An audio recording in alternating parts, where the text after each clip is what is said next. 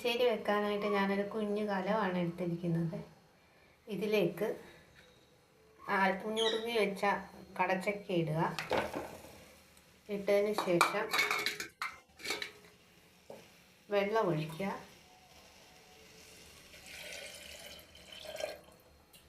ആവശ്യത്തിന് വെള്ളം ഒഴിക്കുക. 3 പച്ചമുളക്, കുറച്ച് മഞ്ഞൾപ്പൊടി ഇട്ട് വേവിക്കാൻ വയ്ക്കുക. മിക്സിയുടെ ചെറിയ ജാറെടുത്തിട്ട് ഞാൻ കുറച്ച് കടച്ചക്ക ഞുറുക്കിയത് മാറ്റി വെച്ചിട്ടുണ്ടായിരുന്നു. അത് അതിലേക്കിട്ട് അല്പം വെള്ളം കൂടെ ചേർത്ത് നന്നായി അരച്ചെടുക്കുക. കടച്ചക്ക നന്നായിട്ട് തിളച്ചിട്ടുണ്ട്. ഒരുപാട് വേകാനായിട്ട് വെക്കണ്ട. അതിലേക്ക് ഞാൻ ഈ കടച്ചക്ക പേസ്റ്റ് ഒഴിക്കുകയാണ്. ചരണ്ടിയതും 3-4 ചെറിയ ഉള്ളിയും അല്പം ജീരകവും ഇത് മിക്സിയിലിട്ട് നന്നായിട്ട് അരച്ചെടുക്കണം.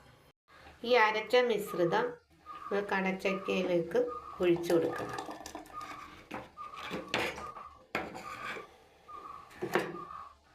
അരപ്പിട്ട് തിളയ്ക്കാറാകുമ്പോഴത്തേന് ആവശ്യത്തിന് ഉപ്പിട്ട് കൊടുക്കുക.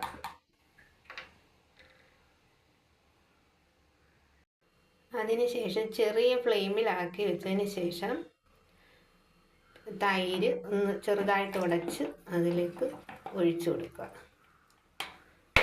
ഒഴിച്ചു കൊടുത്തതിന് ശേഷം നന്നായി ഒന്ന് ഇളക്കി കൊടുക്കണം.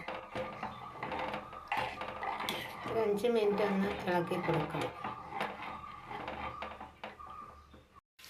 കടുകിട്ട് പൊട്ടിയതിന് ശേഷം കുറച്ച് ഉലുവ ഇട്ട് മൂപ്പിക്കണം. അതിനുശേഷം കൊച്ചുള്ളി അരിഞ്ഞത്, പിന്നെ 4 വറ്റൽമുളക് ചെറുതായിട്ട് കഷ്ണിച്ചെടുത്ത്, പിന്നെ കറിവേപ്പില ഇട്ട് നന്നായിട്ട് മൂപ്പിക്കണം.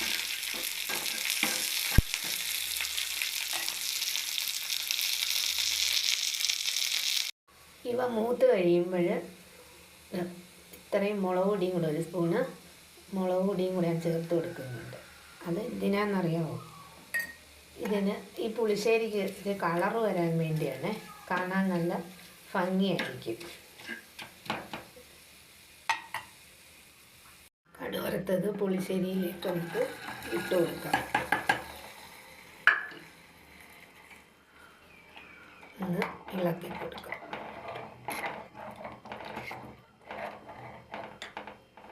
പുളിശ്ശേരി റെഡി ആയിട്ടുണ്ട്. നിങ്ങൾക്ക് ഇഷ്ടപ്പെട്ടെങ്കിൽ എൻ്റെ ചാനൽ സബ്സ്ക്രൈബ് ചെയ്യുക, ലൈക്ക് ചെയ്യുക, ഷെയർ ചെയ്യുക. ഓക്കെ, അടുത്തൊരു വീഡിയോയുമായിട്ട് പിന്നീട് വരുന്നതായിരിക്കും. ബൈ.